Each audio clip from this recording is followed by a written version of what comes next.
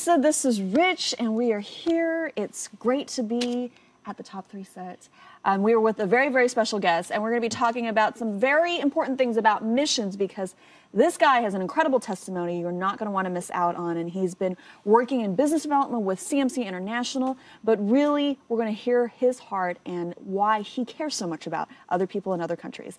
Thank you so much, Timothy Parsons, for being here. Thank you so much for having me. Come on, the man. Yeah. Appreciate it. Thank you. Now, you survived the hot seat over there with Reba and Preston a little bit. Did you enjoy that, first off? It was entertaining, I think. Yeah. You looked very confused at points. At first, because I was like this, like a... Yeah. It's a bit of an interrogation. It is. I felt like Jack Bauer there for a moment. So. Yeah, exactly. So one question I had to follow up, and it's like the last question.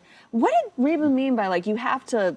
It's very easy for you to pick yourself out. I mean, I would think in a family portrait, like, everybody should be able to recognize themselves. But you have, like, a giant family, is that why? I don't really have a giant family, but really what it is that when we're always together, everyone is of the same race except myself. That's because I was adopted from Cambodia. Oh, yeah. Okay, that makes sense. Okay, so then we got to hear more about this story. First off, is you're from Cambodia. So tell us, you were born in Cambodia. Yes, I was actually born in Cambodia in 1986.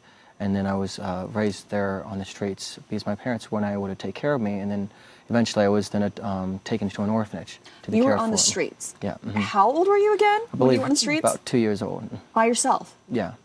Do you recall any of that, or? I don't recall any of it, to be really honest. I have some video clips of my time in Cambodia, so some of the relief organizations did, but that's about it. So you're wandering around by yourself in the streets, and how long did that go on for?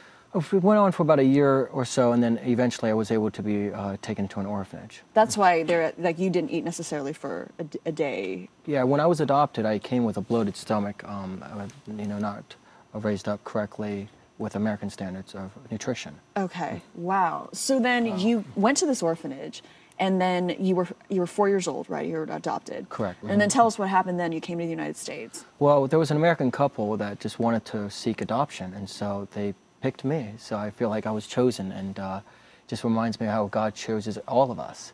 And so I was adopted by an American couple in 1990, flew to California, and then they met me there. But they lived in Delaware. Delaware. Wow. Look at the culture shock from Cambodia to Delaware. I know. So then, were they Christians? Yes, great Christians, great men and women of God, and just truly very influenced my life to understand God's love. If anything, it was just a reflection of Jesus Christ as much as he has loved us without expecting us to love him back. That's what my parents did. They adopted me without any expectations for me to love them back. Yeah. And it was just truly remarkable to see God's reflection through their obedience with what God told them to do, I believe. Now, do you remember at all being in California and meeting them for the first time, or were you still too young for all those moments? It was just really quick. It was a quick thing. I was in California just for the day, I met with them, reunited with them, and then I was taken right to Delaware. Yeah. So what are some of your earliest memories then? I mean, it was just always being with them? My earliest memories, actually I remember it vividly, is my first time going to church. Because of my lack of food and nutrition, the moment I saw food, I lived in a wagon of food. So my parents would take me to church in a wagon of food. Wow. Because I wanted food around me because I feared that there's a possibility I would not have food again. So you literally were in a wagon, I was literally surrounded by food. And then I finally went from that to holding an onion. And then from an onion, I remember some of my leaders in the church were like, I don't know if an onion would be really appealing for people to talk while you're talking with them. So they eventually gave me a ball in exchange for an onion. So I started playing with the ball. So nice. I kind of grew up really fast. What's the wagon, though? You guys rode in a wagon? Yeah, it was like a rider wagon. It was really pretty awesome. Like, I think, from my understanding, it's like I was in this wagon with food around me. It was just awesome. It was like, pretty I was like in amazing heaven. right there. That's really great. So in terms of, when you look back on your childhood, though, most of all your memories would be with your family in terms of that you recall. So was there a moment when you were older that they had to tell you that you had been adopted, or was that pretty clear to you from the fact that... It was kind of clear, but my mother sat me down and just explained to me what took place in my life. But really what was the changing factor, what really kind of opened my eyes was I saw a video clip of me in the video being adopted. And then I have this like special drawer that has all my past things from Cambodia. And I saw a piece of clothing that literally matched the same clothing I was wearing in the video. Wow. So it was the first time in my life I realized, okay, this is not just a story, but this is reality for myself. Yeah. So there's one thing to be told something, and it's another thing to experience it and see the relation with it. How old were you at that point? I believe I was 13 at that point. And how did that make you kind of altogether feel? It really gave me a sense of urgency to find out more of my past, more of how I can help others that were in my situation. Yeah.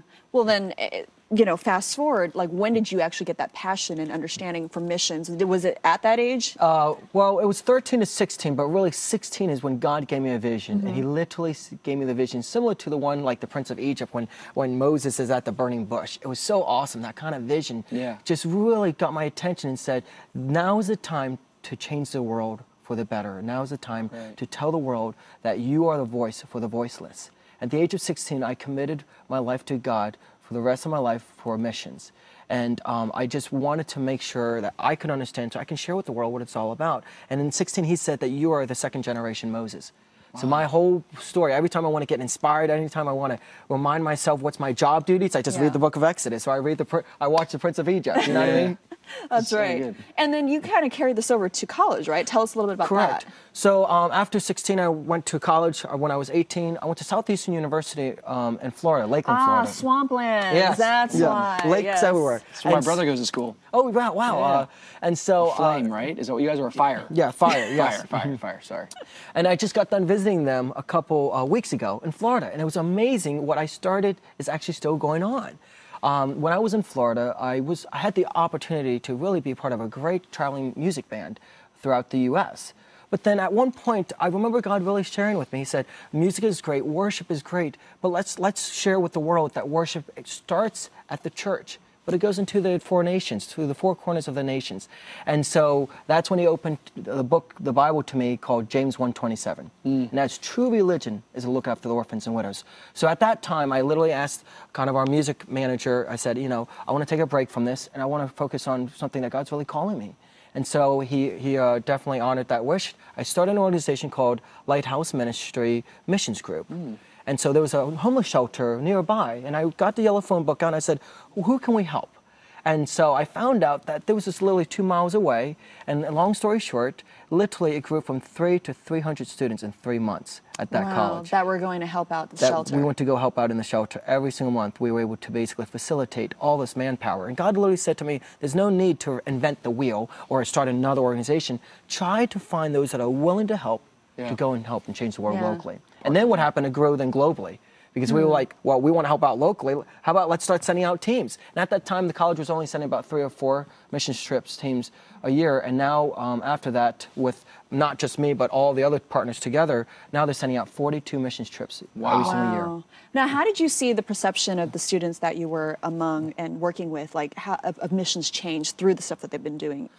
It was humbling, because these mission students, we were yearning for something more than just sitting in the room and watching a World Vision video and giving money. Well, that's great, but I believe God has called us to act upon it, and action speaks louder than words. And so when James 1:27 says true religion is to look after the orphans and widows, that's requiring an action of us. So we want to look after these people, and these people were able to get involved. They were able to actually see the sense of urgency that God is not just a God of yesterday, but he's a God of today that cares for these people. Just as God has cared about the Israelites in Egypt, he also cares about the current Israelites here in our world today. Absolutely. Why do you think it's so important for our generation to be active in missions? I believe it's very important because we have all these different people around the world constantly looking at the Christians, constantly looking at the church. That's good. And they're constantly questioning our credibility of why we exist. And if we can act upon God's love, then people will not just question, but they'll get involved. Absolutely. Yeah. Now, so you grew up, you're 4 years old, Cambodia, come to America, 16 years of age, really start hearing God call you, have a heart for missions, go to Southeastern. My question is, have you ever been back to Cambodia now? Yes, I went to Cambodia 3 years after my college, and it just blew That was the me- first time back? First time back, and it blew me away, but I'll tell you, just a remarkable story what God did for me. Yeah. There was an abandoned orphanage beside a humongous hotel in Cambodia. And someone said, you should check it out. It might be your orphanage. So I went and I checked it out. It was my orphanage. It was abandoned. Gosh. 3 weeks later, after I checked it out, they completely demolished it because they were building another hotel there. Oh, no. It was truly It was a connection that allowed me to be connected with my past. Because I had some people come from Myanmar and some other countries to help me, and we did like a little tiny documentary search on could I find my family. Right. Because when I went to Cambodia, it was to do my international business internship at the U.S. Embassy and at other organizations there also. And so through that, it just allowed me to also have some free time to find my family. And of course, we weren't able to find it as easy as I thought because we kept hitting a bunch of roads into it. But that was my first time coming back to Had you always wanted to go back?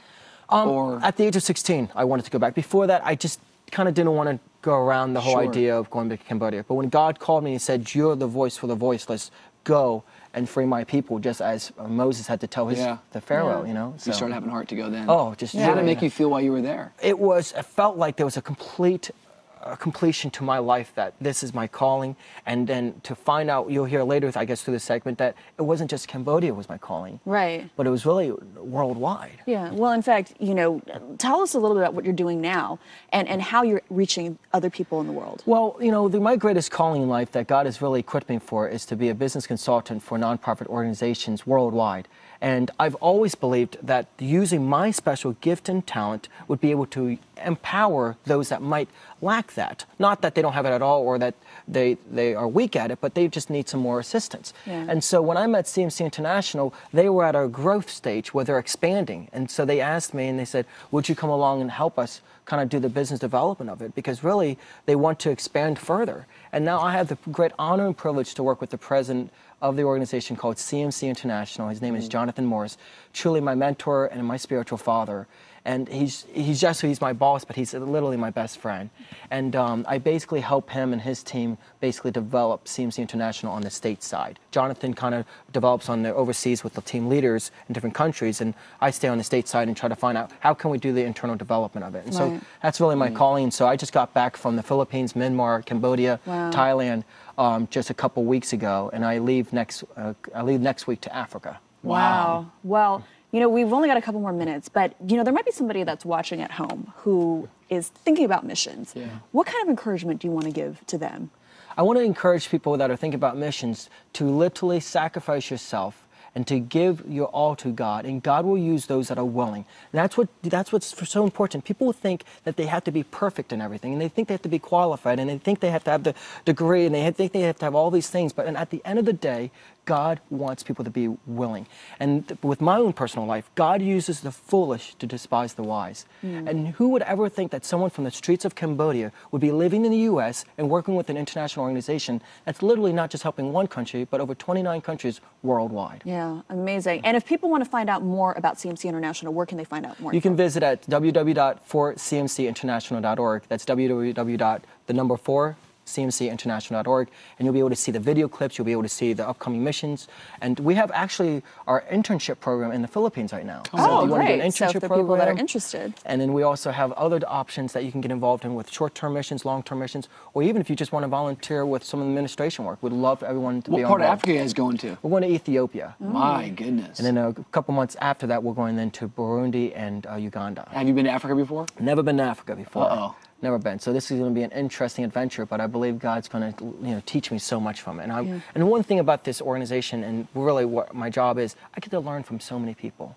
I go there with an open mind, an open heart, and open ears to listen. How can we meet their needs? Absolutely. And the thing about CMC International is that we are really trying to create sustainability for people in the world. Yeah. When we go there, we literally go there, teach them, equip the leaders to work together to basically change the world. Right. Well, I'm so glad you're doing what you're doing, and I hope somebody at home who's maybe interested in finding out more how they can get involved with missions will check out your organization, find out some other opportunities in their hometown or beyond. We'll be back with a great discussion at the Top 3 table.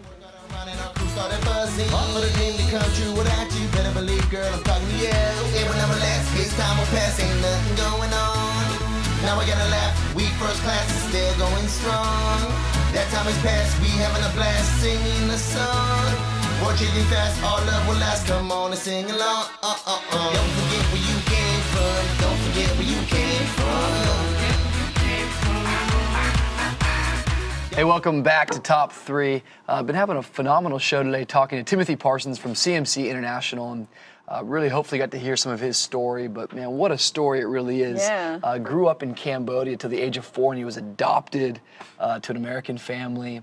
And then 20 some odd years later, he's now reaching the world, even places like Cambodia, with the message of Jesus. And I just think it's amazing. But Luis, we were asking him some questions, and we were talking to him a little bit about some of his earliest memories. And he doesn't remember any of the days of being in Cambodia. He has to look back at video and footage to even remember that.